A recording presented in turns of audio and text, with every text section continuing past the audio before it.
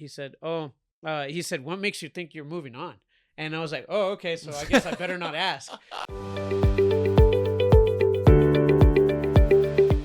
Welcome to another episode of the Jobology podcast. Today I have a priest with us, so I'm excited to talk to him and figure out, is being a priest an actual job? Is it a calling? What are we going to be learning today? But my guest today is Father Memo. So thank you for being with me today, Memo.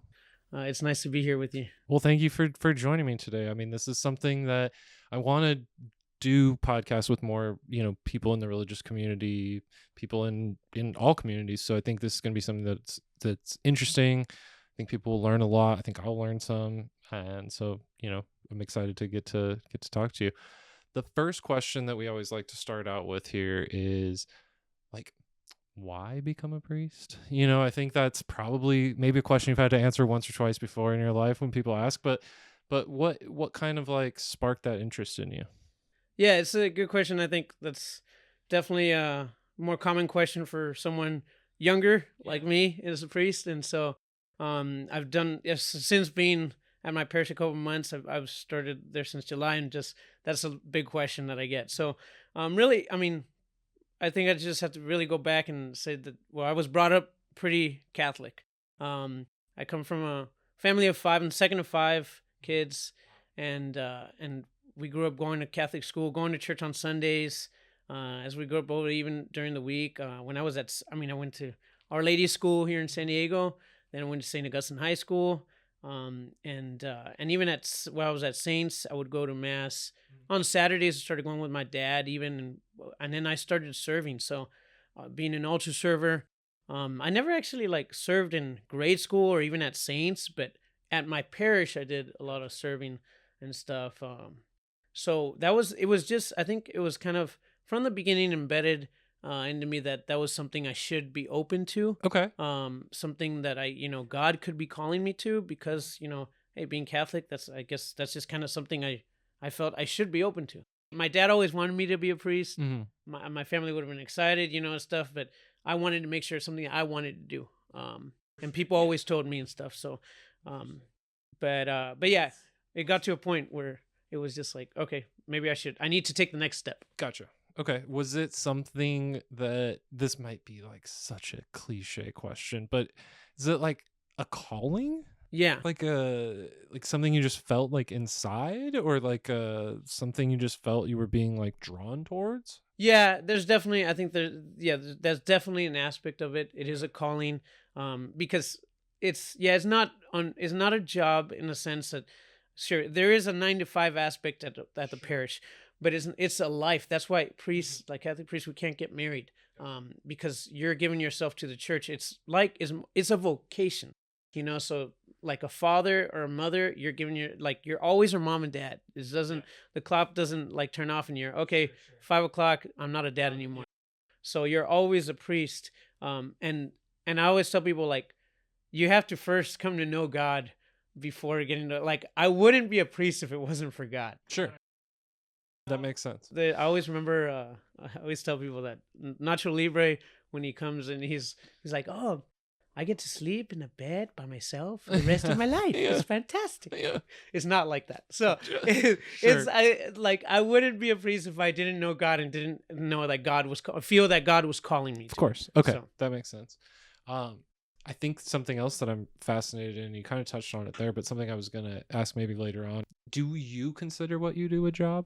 I mean, I know you kind of just answered that a little bit, sure. But no, I don't consider it a job, because there's a lot of grace in it.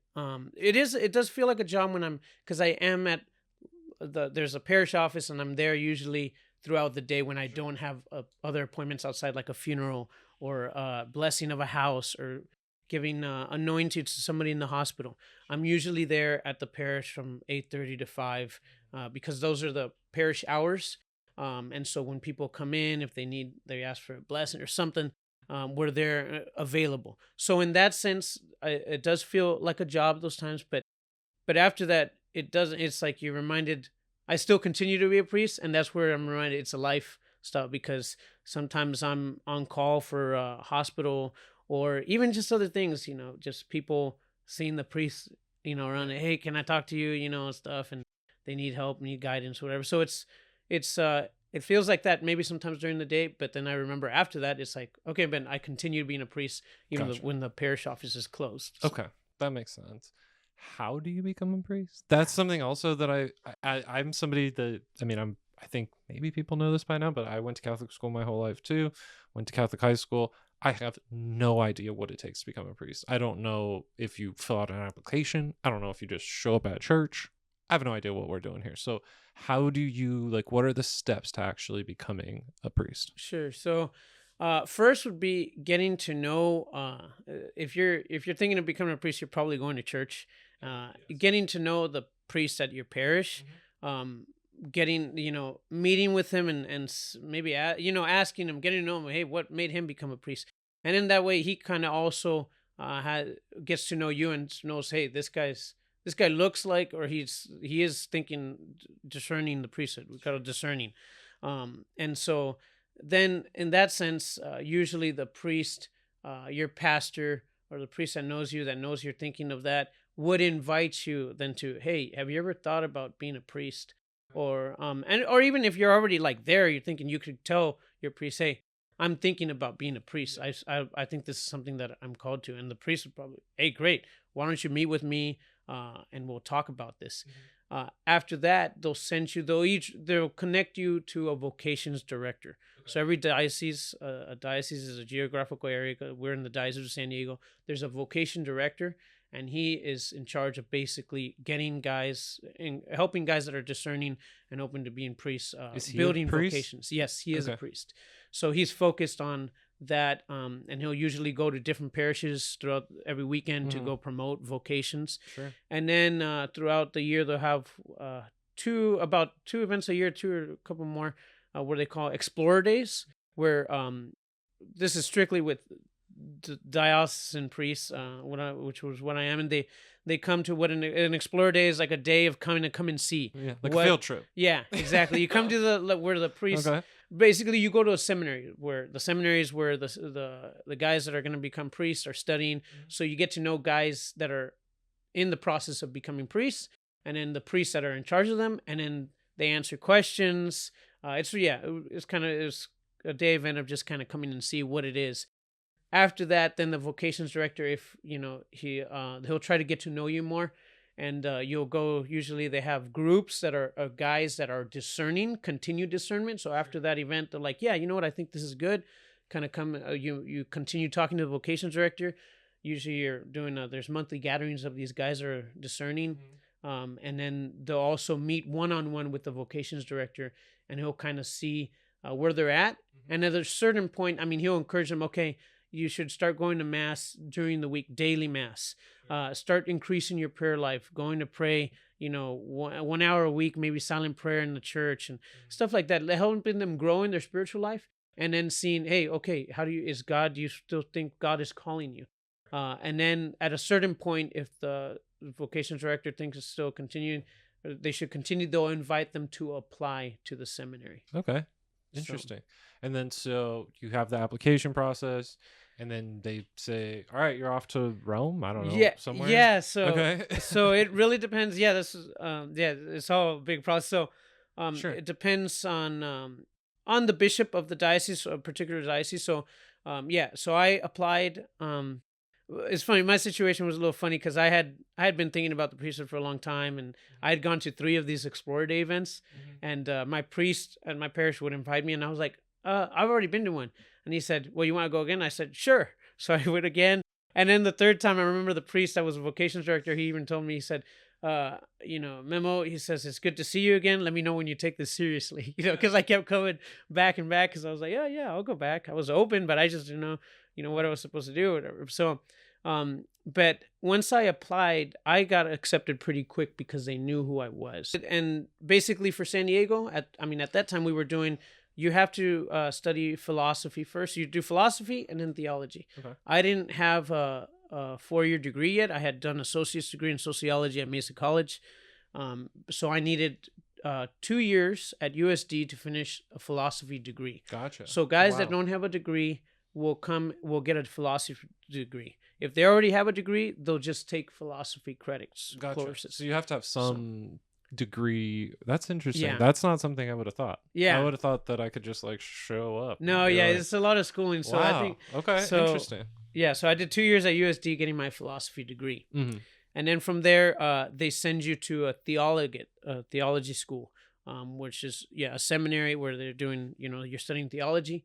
At that time for San Diego, we were sending to 3 different seminaries, 3 different theologians. One was St. John's in Camarillo by LA, Mount Angel, which is in Portland, and the North American College in Rome. Okay. Where did you get sent? I got sent to the North American College in Rome, which is that would be awesome. my first choice. Yeah, I mean, I don't know if you get choices or like if it's like that, but that would have been my first It's funny. choice. I Like, kind that'd be of sick. Yeah, I'm glad we didn't get a choice, and I'm glad we didn't, but I remember asking the priest that was in charge, like, when do we find out where we're going? And it was like, I think that was like January before the end of my time at the University USD, and he was like, he said, what makes you think you're moving on? And I was like, oh, okay, so I guess I better not ask.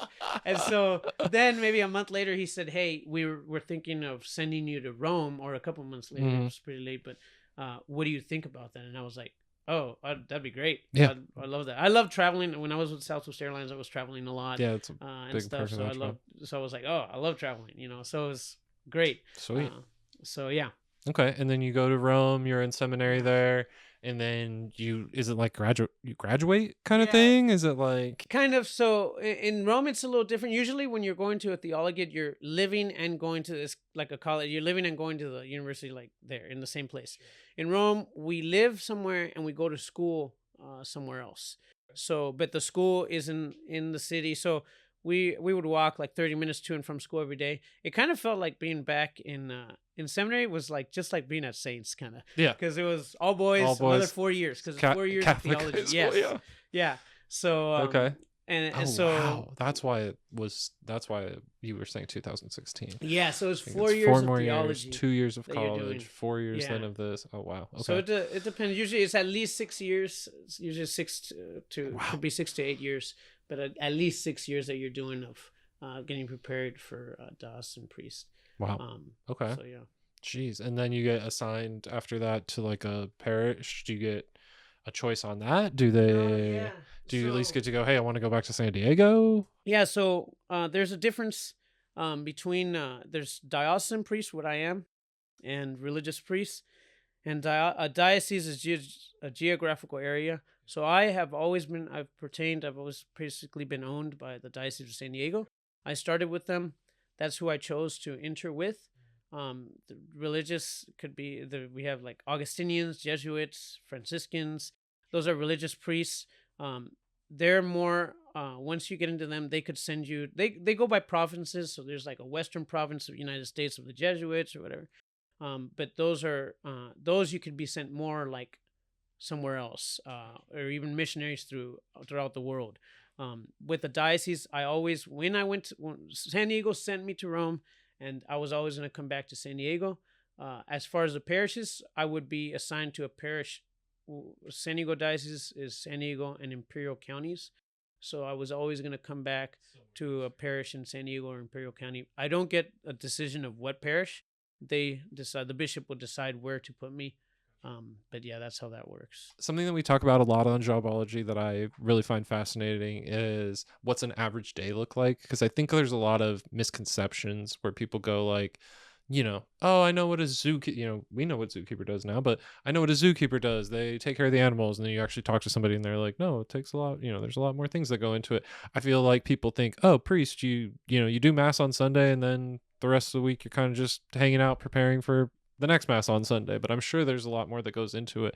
What does an average day look like for a priest? Sure. Average days, most of the days are like, I'm thinking average days usually they're Monday through Friday. Yeah. It's going to look different than the weekend, but those are mostly correct. regular days. That should have been a better way of putting it. Not so much what's an average, like what's a weekday look like versus a weekend. Sure. Weekdays are different because the parish office is open from 8 to 5, so it feels more of the job-like day. But I'll get up usually. I'm a morning person, but we have mass at our parish at 8 a.m. Every single day. Every single day. So there's me and one other priest, but I will always have mass on my days off are Wednesdays. So I always have the Monday and Tuesday morning. Gotcha. Uh, So you'll do and Monday, Tuesday Monday morning and mass Tuesday 8 every a.m. single week. I always got those. You'll be there. Okay. Wednesdays I don't have anything. Usually the other priest will take Wednesdays and Thursdays, and then Fridays and Saturdays will switch off every week. So if I have Friday one week, the next week I'll have Saturday morning mass. So I usually get up like at 6. I do some prayers. We have to, as priests. I mean, of course, we have to pray. And we have the breviary, the divine office. I spend about 20 minutes in the morning praying that first is Psalms from the Bible, and then I usually get ready for mass. Usually, I try to. Sometimes, if I can, I try to work out before going to getting ready for mass. Then I'll get ready with a little homily for mass, prepare my thoughts. Get there about 7:45, do mass. How many people usually show up to 8 o'clock mass? There's about, I would say, 30, yeah, 30 to 40. Oh, that was more than I was thinking. I was thinking Yeah. like 3. No, Like, there's, I was yeah, like, 8 o'clock mass. Yeah, That's yeah. kind of early. No, Okay. yeah, there's Interesting. about 30 to Is 30 it to 40. typically the same, like 30 to 40 Yeah, people? yeah, Okay. it's typically I would the same. assume. When there's somebody new, you can kind of, oh, that's a new person, Yeah. you know? Okay. Oh, yeah, because it's a lot less, so you can where You can everybody pick sits up and right. stuff. So Okay. Okay. So we do mass. Yeah. A lot of times there's we get, I mean, it depends. We do get a lot of funerals at our parish, so funerals are always at 10 a.m. During the week. So if there's a funeral on Monday and Tuesday, I'll also have those. So if there's a funeral, it's kind of the day goes by, the morning goes by pretty quick. So I'll usually, I might have a little time to get a quick breakfast in, and then I'm usually like preparing my homily for the funeral, and then and then doing the funeral like at 10 usually. After the funeral, there's a gravesite where we go to the cemetery and bless the gravesite. So usually funerals will end by the time we get there and do all that. It's almost 12 by the time 11:30 by the time I'm finishing the funeral service, and then the office closes for lunch from 12 to 1. So that's our lunchtime, and then the afternoons usually depends. Every day's a little different, but on appointments, usually I have appointments available in the afternoon. So people, if they call for different things, a house blessing that somebody wants, or anointing of the sick where somebody's dying, they need the sacrament of anointing. And so doing that, counseling, people come for counseling, confessions, people come for confessions. So usually like 2:30 to 4 are the time slots, usually like half an hour that I have for if people come in for that.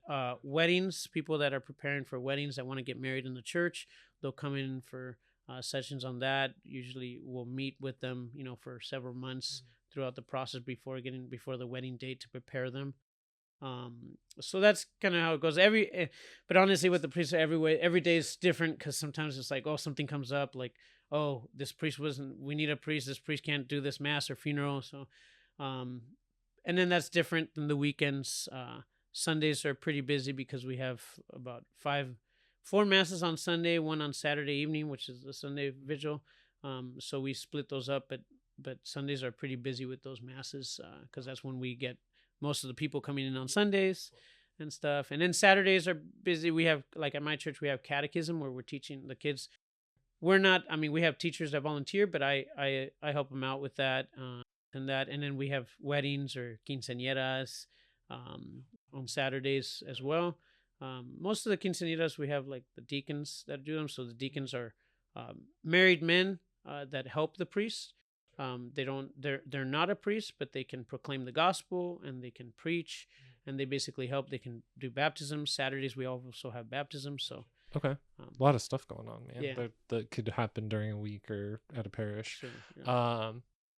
You kind of touched on it there. This is actually a pretty good lead into my next question of, so there's, if we're looking at it on like a hierarchy level, it's like deacon, priest, this is going to test me, bishop, cardinal, and then like archbishop or something above that. Yeah, Pope, so whatever, okay. Yeah. So like, I guess my question, not to just be like, look at my knowledge, I know the levels. I guess my question is, how do you like move up? Like, is Sure. there a move up? Is there like a promotion? I don't know, like what the equivalent would be.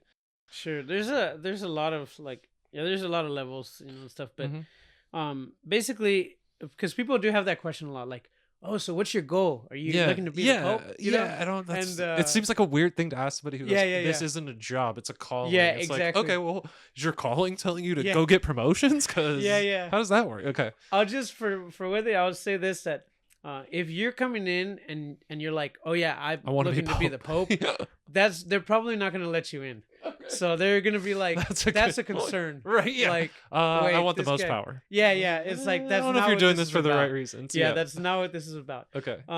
So yeah, I would like like my thing is I just wanted to be a parish priest and be a priest for the people, and usually that's what that's where it starts. Sometimes some guys, I mean, there have been in the throughout the church, there's been you know bad priests, bishops, and stuff that really wanted to move up and stuff.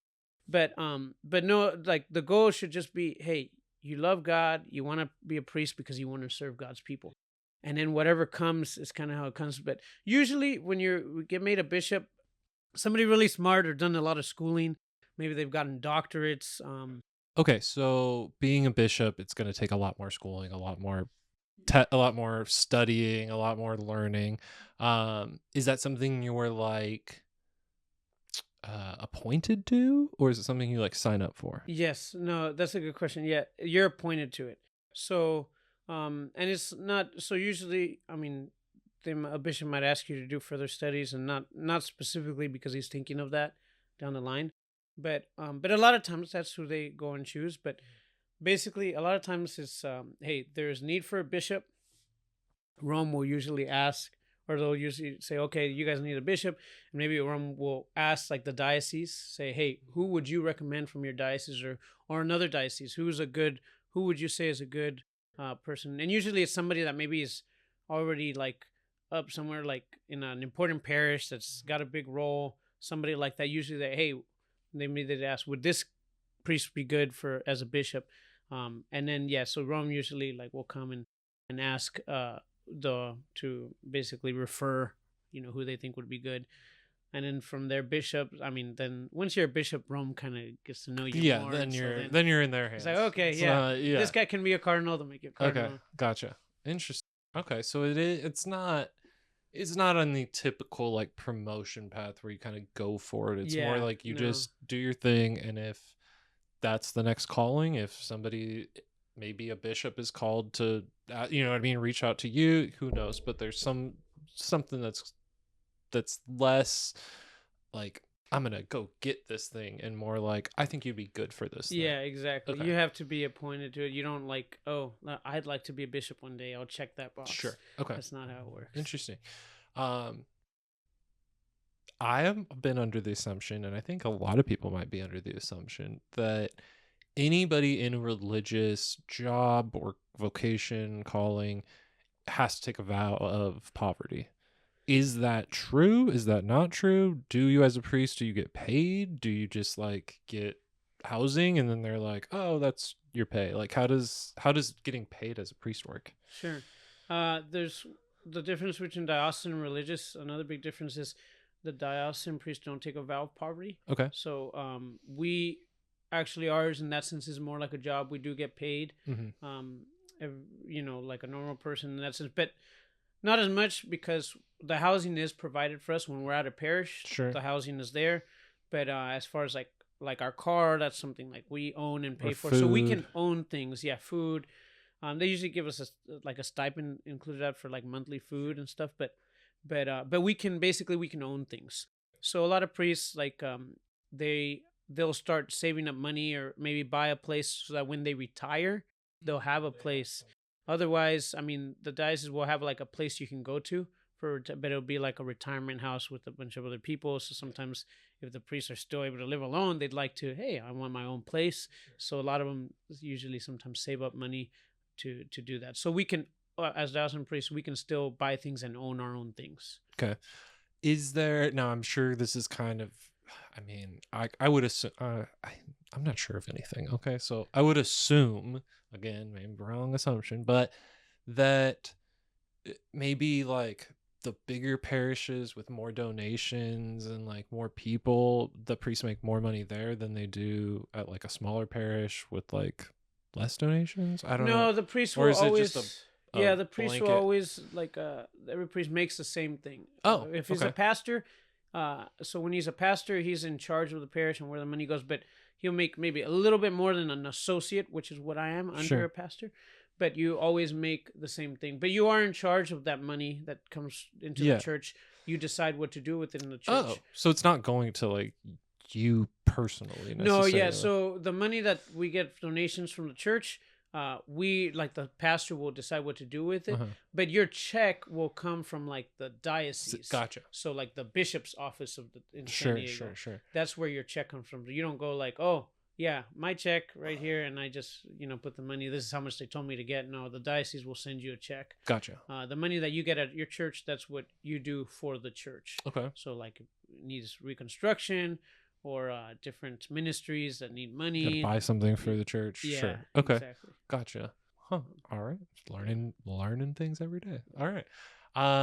If you had a new priest come in and let's say, you're the either pastor at this time or the, what you're are in your role now, the associate pastor, what advice would you have for somebody that's like starting out as an associate pastor also? Yeah. So, I would say, basically just giving yourself to your parish, being present, I think is an important thing. Okay. People don't ask a lot from the priest. They just want him there. Oh, Really? I yeah. think I found that out, funerals, people calling up that they just want the priest there. I mean, sure, the priest is going to lead them in prayer and stuff, but a lot of times you don't know. It's not like you have the words to say, like, I just did a funeral this last week for a 27-year-old guy. Oh. It looked like accident or overdose. Sure. So it's like, what do you say? I mean, this guy's a little. I'm still young. This guy's younger than me. What am I gonna say to these people? Right. But a lot of times it's just being there. They just know the one that their father, who they call father, is there. Yeah. And people just just comforting. Just being normal. Yeah. Okay. That's a good being one. normal. We had a festival last weekend at our parish because I'm at St. Jude, Shrine of the West. So St. Jude's feast day was last weekend. We have a big festival every year. This is my first time experiencing it. I was helping them out a lot, like pulling up. We were putting up tents Thursday and Friday for the festival on Saturday, Sunday, breaking it down on Monday, Sunday. Like morning, I didn't have the morning mass, but I was helping like bringing sodas, and people were like, "Oh, let's take a picture of Father like working, like putting, take care of this. So wow, look at Father helping out, or like when I wasn't in my clerics and like was putting up tents and stuff, people were like, I had Padre's cap on, and people like didn't even recognize me. And they're like, "Oh wait, Father, it's you." And and so I think just being normal, showing people that hey, you're a normal person too. And I think that really down to earth, just being down to earth and present with the people, I think is a big thing. They know, especially when you're an associate, you're not too much in charge. So it's hard for people to hate you or not like you as an associate because any bad or things they don't like. That's out of my control. Yeah, exactly. Yeah. It's like, Father, why is this? I don't know. Go ask the pastor. Talk to the big guy. Yeah. Okay. So yeah, that's a really good piece of like be normal. Just you're all right. It's okay. You'll be all right. Okay. So I have some questions that I think are maybe a little more specific to the priesthood or priest jobs. The first one I have is we had mentioned you had mentioned homilies and performing homilies. For those of you who don't know, homily is like the point in mass after the gospel's read where the priest kind of comes down and will talk to the congregation and either explain the gospel a little bit better or try and relate it back to somebody, to their own life, or give some guidance on what the teaching of that gospel passage might be. When you're preparing for your homily, where do you like draw your inspiration from? Sure. That's a good question. Everybody's kind of different. I like the scriptures, knowing like what was really going on, trying to explain to people the scriptures. I think that's that's really a big thing for people, like understanding first of all like the context. And I think when Mm-hmm. I like to use commentaries on the scripture. So like when I look at the Sunday readings and get a commentary, basically which just kind of goes, okay, this is what was going on, or this is what the author's trying to say. This is what was around that time period and all that Yeah. stuff. And I Put think it in that like context for yeah, people. so that Okay. kind of helps me to at least put it into context to people. I kind of try to start off doing that, and then like I'll pray on it, with the readings, and usually get something like a point like that I want to put across, Okay. and Like a then main idea. yeah, Gotcha. yeah, and Okay. so I usually write mine out on Sundays, and even during the week a little bit, for sure on Sundays. Yeah. I'll write my homily out, and yeah, just try to relate it, to the people, but try to relay a message, that yeah, either maybe they to be open to God's will, or Sure. understanding God's mercy, trying to also explain or teach a little bit of catechism. Yeah, So absolutely. teach a little bit of what maybe sometimes it's like, oh, this would be a good Sunday to teach them what is a mortal sin, between mortal and venial sin, and Sure. what is sin or something. So What do you do if someone confesses a mortal sin? a mortal sin. So Also, maybe can you explain really quick what a mortal sin Yeah. is for people who So don't there's know? a difference between a venial sin and a mortal sin. Mortal sin, there's basically three things that need to be for a mortal sin. It needs to be grave matter, Mhm. which is one of the 10 Commandments. It's, Sure. grave matter, like killing somebody, Yep. lying, and a big lie. Like Sure. something like you're lying and you're getting money out of it. Yeah. The lie. Yep. And then full knowledge of it. So knowing that it's grave matter, Knowing that knowing that it's a yes. sin, that it's a grave matter to be mortal, and then full consent. So basically doing it Somebody anyways. forced me to do Yeah. this. Okay. So yeah, exactly. So it's like it was bad. I knew it was bad, but I did it anyways. Gotcha. And so yeah. So that wouldn't fall under mortal sin. So maybe my question would better be phrased as, what would you do? Like, what do you do if somebody confesses murder? Uh-huh. Like something more specific, because Sure. mortal sin could be, hey, I lied to my, but there's no necessarily like I go and tell the police, well, because maybe there's not, but I don't, Yeah. I have no idea.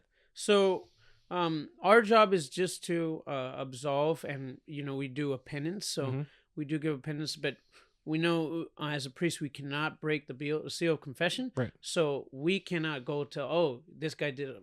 If he says it in confession, we cannot go and say afterwards, this guy's a murderer. Right. And he committed this sin or committed this crime. But we would, if it's something like that, we would probably give him like some kind of a big penance, or you could, even as a priest, sometimes or I'm not, sometimes like I've done that before, but it could suggest like, what, I would maybe encourage you to turn yourself in. What do you Interesting. Okay. Maybe you could do that, but it also determining with them, like, because they have to accept the penance. I mean, Sure. it's and you absolve them. So the penance, your absolution. Once you give them absolution, you're free. They're freed of their sins. But basically, we try to say, this is what I think your penance should be. Do you agree with that? Can you accept that penance? Right. So if they're like, no, I'm not going to turn myself in, then you can't force them to. Sure. It could be maybe they're like, that would change my whole life. I mean, I have a family, whatever. Sure. But sometimes I might, say, what do you think then would be a good penance? Gotcha. Kind of put it back on yeah. them and like, to be like, how much, did this maybe? because it's Our Father and a Hail Mary is not cut. It's probably murder. not gonna Yeah. cut the Okay. murder. So, but maybe Gotcha. I don't know. Maybe do the rosary every day for Community service. Yeah, you know what I mean? community Whatever, service. something. Different things. So Sure. yeah, Interesting. Okay. depending on the sin. Gotcha. As a young priest, what are some like unique challenges you face, you think? You got to be humble. Sure. And the humility can be challenged as a young priest, because everybody likes the young priest, the new priest. Mhm. He's like, wow, this priest is young. They're not used to seeing a young priest. Getting to know him, being young priest. I think everybody's attracted to the young priest, the younger. So I think just the humility, because that can kind of getting Give you like a big ego a yeah, little bit. exactly. So Okay. just thinking like, oh yeah, hey, I like the attention or Yeah. whatever, Oh and yeah. then See, I am cool. so I know. yeah, Yeah. But so like, yeah, let me. yeah. So Gotcha. so that is a challenge because yeah, everybody, like I said, it's hard to be disliked or Mhm. like I don't know really many people that dislike you know me. As of course people aren't gonna tell me like I dislike Sure. you all Yeah. the time, Yeah. but Yeah. a lot of people do come and say, hey, I really, you give time because you got a lot of energy and stuff. Like Right. I'm like, yeah, I'm more open. Maybe like I'm still starting to sound like, yeah, I'll do that. Yeah, Sure. I'll do that. It's So kind of people are like, oh, like look, this guy's doing if that. you're the young guy at any job, like Yeah, you're like, oh, I'm hungry, motivated. like Yeah, I want to get exactly, after this, whether exactly. it's stockbroker or Yeah, you're still like it's still the same mentality of like, oh, like I'm yeah, new here, I want to show that I belong, that I this is what I want to do, whatever that might be, and then that can kind of like we said, inflate the ego, and it's like, yeah, okay, hold on, let me bring that back. This is not what it's about. This is not what I got into this for, was for people to pat me on the back. yeah, Religion nowadays, and probably forever, honestly, is viewed very different generationally. So like, young people view it differently than maybe old people do, sure. and middle-aged people. Do you like tailor your approach to who you're talking to? So if you're talking to maybe an older parishioner, is it different than when you're talking to a younger parishioner? Like what's kind of the differences there? Yeah, there's this is a really good question, and I feel like I this last year I did a thesis and I wrote it on that where I see for young adults for young people today because yeah older people like they were going to church Yeah. maybe but now we're in an age where it's like philosophies are different and people Mm-hmm. like oh are more open like all kinds of different ideas and stuff Yeah. so what I'm seeing is with like younger people young adults usually I'm trying to tailor it like you need to find faith outside of your family, culture, and home. Mm-hmm. And that's because before I think that was good enough a lot for before. Right. Like culturally, it was in the family, it was what you Mm-hmm. did. Now people are like, oh, there's so many more things I could do. Like I don't have to listen to mom and dad or like Yeah. do go because mom and dad go. So I'm trying to encourage like younger people. Like when if I'm talking to somebody like around my age or younger, I'm just saying you gotta find people and ways outside of your family and your culture and your house where you're finding the faith. Yeah. So like we have young adult ministries have really been growing a lot. Mm-hmm. There's a group called YCP, Young Catholic Professionals, which is people in their professional careers Yeah. that want to grow in their faith, and so you get into communities and they have different chapters, and a lot of dioceses have chapters. We have one in San Diego, Interesting. and that's basically I think people need to be people need motivation for anything. Of course. I wouldn't be a priest also if I didn't have other priests coming before me like Yeah. oh hey you can like I can do this like he did it I could do it. Okay, in everything we need that motivation. Mentors. And I think Yeah. and so I think people, young adults, young people, I usually try to say find people in your group in your age that that are practicing the faith that that do want to grow as well, not Yeah. just your own family and your parents and your culture, because then you see, hey, this is bigger than just my family and my culture Yeah. and my and my background. This is like other people are doing this too, and that motivates you. Yeah. So that's usually how I try to tailor it with younger people than with older people. Usually older people, maybe I'll say, yeah, pray more. Yeah. Yeah. So Just keep doing what you're doing. You're doing great. pray Keep on the more. path. Yeah. Sure. This is a challenge for you, whatever. But Yeah, young people, that I'm makes usually sense trying to with the encourage. young people though, because I feel like, maybe my parents and generations above my parents, if you ask them like why they're Catholic, why they're Protestant, why they're whatever religion they are, the typical response is, well, my parents are, Yeah. or my family is, or what. And then the younger, mentoring or teaching or, kind of preaching to a younger audience, it would seem to be like, that's great that but you got to find it on your own Yeah. too, because like that's what really does, what you're mentioning is that's what's really does root you or strengthen you in anything, is like if you're just going to church because you have to, like okay, Not gonna but work, if you're yeah. going to church because you're or you're doing a company or you're whatever it is, and you're doing it because you want to, that's when it becomes a little bit more ingrained and a little bit more meaningful to the individual, I would think. Yeah, it was very cultural before, Mhm. I would say, and now, and that's exactly my thesis was called going beyond cultural belief Mhm. is kind of what I wrote Interesting. about. Okay. Yeah, cultural belief. That's an interesting topic to think about. Um that's about it that I have for you here. The last bit of the podcast I always like to leave for my guests to either, you know, talk about something that they feel is important that needs to be shared that maybe we didn't get to. They can, promote a small business. They can promote themselves. They can talk about a cause, a charity, whatever you want. Here's your time. Cool. Yeah, I think, um, like I said, I think I would just talk about this discernment in being a priest, like how to Mm-hmm. become to be a priest. It's like it's not like, oh, priests don't then they don't want to get married, they don't like women or something. It's priests are normal people too. And people so yeah, I mean, it's a difficult life, it's a sacrifice. So Yeah. and I think what I would say is people sometimes like say, oh well, oh yeah, that's not for me, like throwing it out right away. Even Mm-hmm. Catholics that are faithful, like, that's not for me. And I think we have to be open, first of all, being open to what God wants you to do. Mm-hmm. And I think sometimes, I mean, we don't know what God wants to Of do course not. sometimes, Yeah. so, and God's ways are, not like our ways. And so, I think we have to be open to that first, and just knowing that, hey, just because you want to be married, or you think you're called to marriage, it's like that that's a natural calling, is Mm-hmm. to want to fall in love and be married. Like, Sure. that's natural. This is something that's supernatural. Oh, So that's an interesting one. I would, that's, you're not really born and think, yeah, I want to be a priest. Sure.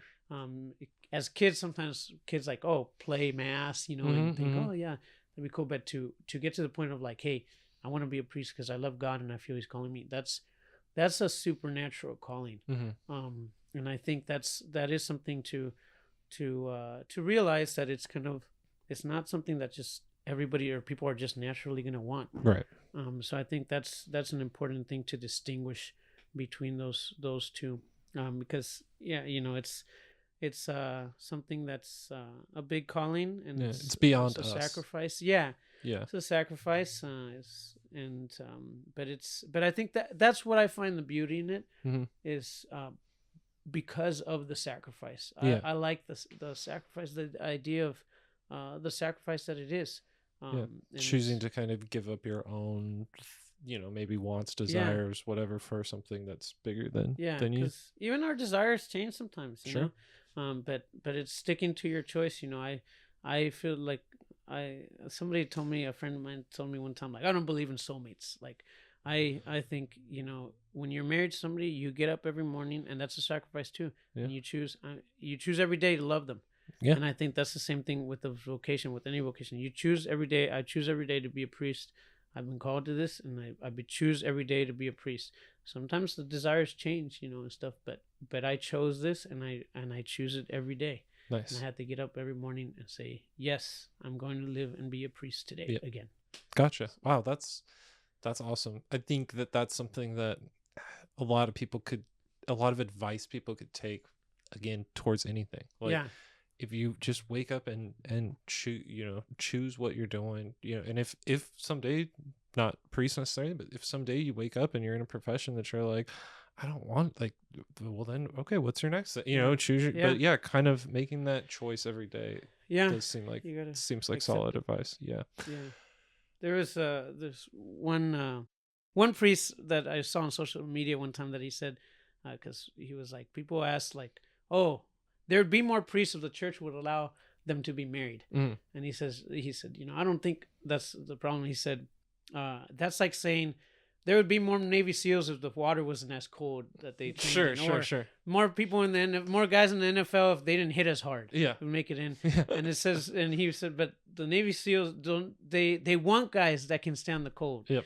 The NFL wants guys that can take the hits. Yep. And this is the church wants guys, men that have sacrificed it all. Yep.